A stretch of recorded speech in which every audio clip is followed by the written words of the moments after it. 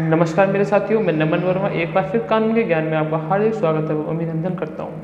मैं आज कानूनी ज्ञान में आपके लिए बहुत ही इंटरेस्टेड टॉपिक लेकर आया हूँ। मैं आज आपको बताऊँगा सेक्शन 125 सीआरपीसी के बारे में। आखिर सेक्शन 125 सीआरपीसी होता क्या है? सेक्शन 125 रिफर्स करता है मेंटेनेंस को लेकर। मैं आपको पहले इसकी ऑफिशियल डेफिनेशन दे देता हूँ। This is the order for maintenance of wife's, children's and parents. इस सेक्शन के द्वारा जो वाइफ्स होती हैं वो अपना भरण पोषण लेने के लिए हकदार होती हैं अपने पति से। जो चिल्ड्रंस होते हैं वो अपना भरण पोषण लेने के लिए हकदार होते हैं अपने पेरेंट्स से, और जो पेरेंट्स हैं वो अपना भरण पोषण लेने के लिए हकदार होते हैं अपने चिल्ड्रन से, अपने बच्चों से, यहाँ तक कि अपने पोती पोते से भी। इस दंड प्रक्रिया संहिता में पत्नी, संतान और माता पिता का भरण पोषण के लिए आदेश का प्रावधान है। जैसे कि मैंने अभी आपको बताया कि जो वाइफ्स हैं वो अपने हस्बैंड से खर्चा लेंगी, अपने जो चिल्ड्रंस हैं अपने पेरेंट्स से अपना खर्चा लेने के लिए हकदार हैं जब तक वो कमाना स्टार्ट ना कर दें, और जो पेरेंट्स हैं वह अपने चिल्ड्रन से खर्चा लेने के लिए हकदार हैं। मैं इस वीडियो में जो केवल रिलेट करूँगा वाइफ से, मैंने आपको बताया। देखिए जी, अगर यहाँ अब एक चीज़ और आ जाती है। अगर पत्नी कोई नौकरी कर रही है, whether it is private job और पब्लिक सेक्टर जॉब, अगर वो कुछ ऐसा कर रही है तो मेरे ख्याल से उसे पिटीशन फाइल नहीं करनी चाहिए 125 सीआरपीसी की कोर्ट में, क्योंकि वो खुद स्टैंडेबल है, वो खुद कमाना जानती है और वो खुद कमा भी रही है, तो वो क्यों सेक्शन 125 सीआरपीसी डाले। जो महिलाएं मेरी इस वीडियो को देख रही हैं, मैं उनसे अनुरोध करता हूं कि आप सेक्शन 125 सीआरपीसी को कोर्ट में पिटीशन फाइल ना करें सेक्शन 125 की, क्योंकि आप खुद स्टैंडेबल हैं, आप खुद कमाना जानती हैं। और यहाँ तक कि जो कोर्ट है वो भी इस चीज़ को देखती है कि जो वाइफ्स है वो कमा रही है या नहीं कमा रही है। अगर आपके पति ने कोई ऐसा एविडेंस ला कर दे दिया कि आप कमा रही हैं, तो आपकी जो पिटीशन है वो खारिज हो जाएगी, और आपकी पिटीशन खारिज होते हैं मतलब जो आपका पैसे खर्च आया पिटीशन डालने में वो भी बर्बाद। तो मैं ऐसे वाइफ से रिक्वेस्ट करूँगा कि वो अगर कमा रही हैं, खुद स्टैंडेबल हैं, खुद अपना खर्चा उठा सकती हैं, तो अपने हस्बैंड के खिलाफ सेक्शन 125 सीआरपीसी का केस ना दाखिल करें कोर्ट के अंदर। दूसरी चीज़ पे मैं आता हूँ। अगर कोई पति खर्चा देने में मना करता है कि मैं खर्चा नहीं दूंगा, तो कोर्ट उसके खिलाफ वसूली वारंट जारी कर देता है। वो जो वसूली वारंट होता है वो पुलिस जो है उस पति के घर लेके जाती है और उसको गिरफ्तार कर लेती है वारंट के, क्योंकि वारंट है पुलिस के पास, तो जो पुलिस है वो गिरफ्तार करती है अगर वसूली नहीं करता है पति। फिर क्या होता है, जो पति होता है उसे जो पुलिस है वो गिरफ्तार करके कोर्ट में पेश करती है।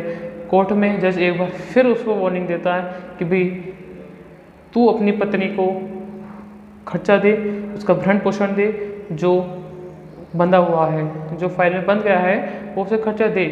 फिर पति कहता है सर मेरे बस की नहीं है, तो जो कोर्ट है, जो जज है, जो उस फाइल को देख रहा है, वो उस पति को जेल भी भेज सकता है। अब क्या होता है, कभी कभी क्या होता है, कभी कभी जो लेडीज़ है ना उनकी भी गलती होती है। तो क्या होता है कि लेडीज़ जो है अपने हस्बैंड को टॉर्चर करती हैं। भाई हस्बैंड की इतनी सैलरी नहीं कि उसे डेली मार्केट घुमाएं, उसे डेली वी मार्ट लेके जाए, उसे डेली कोप के शोरूम में लेके जाए, उसे डेली रेड चीफ के शोरूम में लेके जाए। भाई पति भी तो अपना खर्चा देखेगा, उसे भी तो पूरा खर्चा लाना पड़ता है। तो मैं आपको बता देता हूँ कि धारा 125 से कैसे बचा जाए। अब मैं थोड़ा हस्बैंड के हक में ही बात कर लेता हूँ। तो देखिए कुछ ऐसे पॉइंट्स मैं आपको बता दूँ कि जिससे हस्बैंड जो है वो सेक्शन 125 सीआरपीसी के बच सकता है। तो इस पॉइंट्स को ज़रा ध्यान से सुनना। पति लोग, मेंटेनेंस केस होने पर आप कोर्ट में जाएं और सबसे पहले पत्नी की पिटीशन का नकल निकलवाएं, जवाब दाखिल ना करें। देखिए जी, सिंपल सी बात है।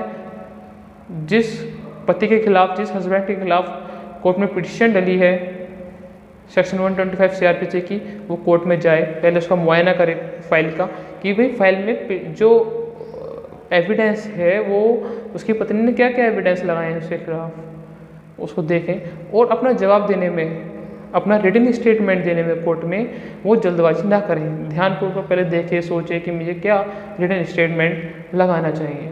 दूसरा पॉइंट क्या आता है, आप सबसे पहले अपने नाम से कार व बैंक बैलेंस और उसे अपने भाई या बहन या चाचा का या किसी के साथ जो आपका विश्वास वाला आदमी हो उसके नाम कर दें। देखिए जी, आपके पास कोई भी कार हो, कोई भी बाइक हो, कोई भी संपत्ति हो, कोई भी बंगला हो, उसको तुरंत ही अपने चाचा के नाम, अपने पापा के नाम या अपने भाई बहन के नाम कर दीजिए। आप नील हो जाइए बिल्कुल, क्योंकि अगर आप पैसा देने में मना करते हैं तो जो कोर्ट है वो वसूली करता है आपकी संपत्ति से।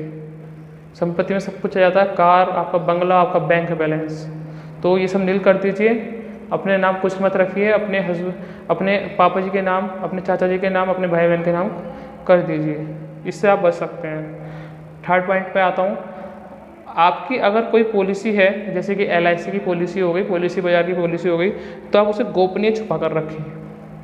अगर आपकी कोई LIC पॉलिसी चल रही है, आपकी कोई पॉलिसी बाजार में पॉलिसी चल रही है, आपकी कोई हेल्थ केयर में आपकी कोई पॉलिसी चल रही है, तो कृपया उसे गोपनीय रखें, छुपा कर रखें। वो आपके पति तक उसके एविडेंस हाथ ना लग जाए, क्योंकि वो उसके एविडेंस, वो चीज़ हाथ लगती है वो एविडेंस के तौर पर अपनी पिटीशन में लगा सकती है।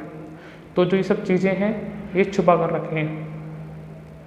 ठीक है, नेक्स्ट पॉइंट मैं आपको बताता हूँ, अगर आपके जो बच्चे हैं उनकी कस्टडी आपकी वाइफ के हाथ में है तो तुरंत आप ये एक फाइल शूट करिए अपने बच्चों की कस्टडी अपने पास लेने के लिए, क्योंकि जो पत्नी होती है वो चालाक होती हैं, वो बच्चों का भी खर्चा आपसे मांगती है अपने साथ। तो आप कोर्ट से कहिए जाके भी ये मेरे बच्चे हैं, मैं अपने बच्चों को अपने पास रखूँगा, तो आप भी ऐसी पिटीशन डालिए कोर्ट में जाके। फोर्थ पॉइंट, आपकी पत्नी पहले क्या कमाती थी वह और अब कुछ काम कर रही है या नहीं, और इसके सबूत इकट्ठे करें। सिंपल सी बात है, अगर आपकी पत्नी, आपको लगता है कि वो पहले कुछ काम करती थी जब मेरे पास रहती थी, तो अब भी कर रही होगी वो काम कहीं ना कहीं अपना खर्चा चलाने के लिए, तो आप ऐसे एविडेंस देखिए, जाइए जहाँ वो काम कर रही है, देखिए उसका पीछा करिए कि देखिए कहाँ काम कर रही है। अगर आपको कोई ऐसा एविडेंस मिलता है कि वो कहीं ना कहीं काम कर रही है, तो उसको एविडेंस को लाइए और तुरंत अपने जो आपके खिलाफ उन्होंने पिटीशन डाली है 125 CRPC की, उसमें लगा दीजिए। उससे जो सेक्शन 125 CRPC की जो पिटीशन है खारिज भी हो सकती है। ठीक है, क्योंकि भाई अगर आपने एविडेंस लगा दिया कि जो वो महिला है, आपकी जो बीवी है वो काम कर रही है, तो सिंपल सी बात है वो स्टैंडेबल है, वो खुद अपना खर्चा उठा सकती है, तो क्यों खर्चा मांग रही है सेक्शन 125 CRPC का पिटीशन डाल के। ठीक है, अब मैं आपको फिफ्थ पॉइंट पर आकर बताता हूँ आपको, आप पत्नी की ऑडियो वीडियो रिकॉर्डिंग करें, वह इसलिए ताकि कोर्ट में आप उसका स्वभाव व चरित्र दिखा सकें। बहुत बढ़िया पॉइंट है। अगर देखिए क्या होता है, जो बीबी होती है ना, जो वाइफ्स होती हैं, वो खुद भी कहीं ना कहीं बेकार चरित्र की होती हैं। मेंटली टॉर्चर करना अपने हस्बैंड को, अपनी सास को मेंटली टॉर्चर करना, अपने देवर को मेंटली टॉर्चर करना, जो उसके जो ससुराल के लोग होते हैं उसे मेंटली टॉर्चर करती है, तो उसका आप तुरंत वीडियो या ऑडियो रिकॉर्डिंग कर लीजिए। वो तुरंत जो पिटीशन डालती है 125 CRPC की पत्नी, उस वक्त जज को आप दिखाइए ऐसा एविडेंस, अपने मोबाइल में वीडियो बनाइए और कुछ ऐसे गलत हरकत करती है आपकी वाइफ्स। ठीक है, नेक्स्ट और लास्ट पॉइंट मैं आपको बता देता हूँ, पति कोर्ट में टिप टॉप बनकर या महंगे कपड़े पहनकर ना जाए, वह बल्कि सामान्य वेशभूषण व सादे कपड़े पहनकर ही जाए। कभी भी अपना ऊंचा स्टैंडर्ड कोर्ट के सामने ना दिखाए। देखिए भाई, अगर आप मालदार हैं ना, कितनी मालदार, तो सिंपल सी बात है भाई, बिल्कुल नॉर्मल होकर कोर्ट में जाओ, ऐसा लगे कोर्ट में कि आप एक सामान्य व्यक्ति हैं। क्योंकि अगर कोर्ट देखेगी कि भाई आपका स्टैंडर्ड ऊंचा है, तो वो खर्चा बहुत बांध सकती है, ज़्यादा से ज़्यादा खर्चा बांध सकती है। तो कोर्ट को ऐसा नहीं लगना चाहिए कि आप बहुत स्टैंडर्डेबल आदमी हैं, ऐसा लगना चाहिए कोर्ट को कि आप बहुत सिंपल से आदमी हैं।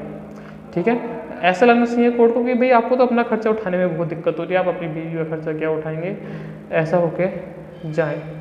देखिए भी सिंपल सी बात है, अगर कोर्ट में किसी वाइफ ने पिटीशन डाली है सेक्शन 125 की और वो मंजूर हो गई, तो कम से कम खर्चा 3,000 से लेके और 10,000 तक के लेके बन सकता है। हाँ, अगर जो हस्बैंड है उस पत्नी का वो गवर्नमेंट एम्प्लॉय है तो ये खर्चा 15,000 और 20,000 से अबव भी हो सकता है। प्राइवेट में तो एक बार 3 से 8 के बीच में रह जाता है अगर जो पति है वो प्राइवेट जॉब पर है। अगर गवर्नमेंट जॉब पर है तो वो 15 से 20,000 तक भी जा सकता है।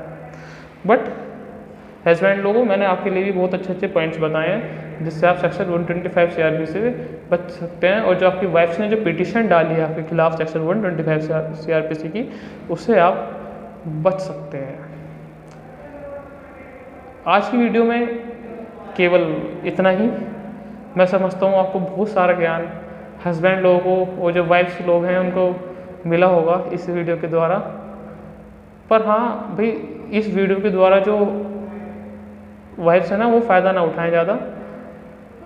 अगर आपको कोई हस्बैंड परेशान कर रहा है ना तो आप अलग उससे होइए और फिर पिटीशन डालिए सेक्शन 125 की। ऐसे भाई देखो, हस्बैंड होता है ना उसे भी बहुत चीज़ें देखनी पड़ती हैं, बहुत चीज़ उसे मैनेज करनी पड़ती हैं घर की, ठीक है। तो ज़्यादा मोटे मोटे खर्च अपने हस्बैंड का ना करवाएं, ठीक है।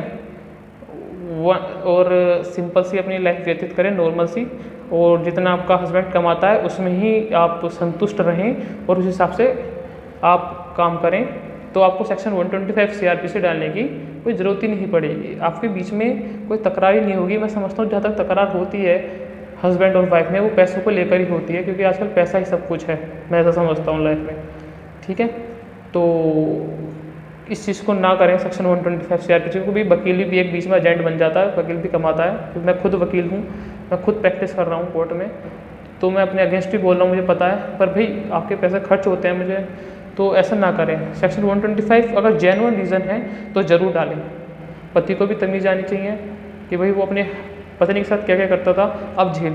सेक्शन 125 CRPC मंथली पैसे दे, क्वार्टरली पैसे दे या ईयरली पैसे दे, ठीक है। नहीं तो आज के लिए केवल इस वीडियो में इतना ही। बहुत बहुत धन्यवाद मुझे ध्यान से सुनने के लिए। एक बार फिर मैं आपको प्रणाम करता हूँ। नमस्कार, जय हिंद, जय भारत।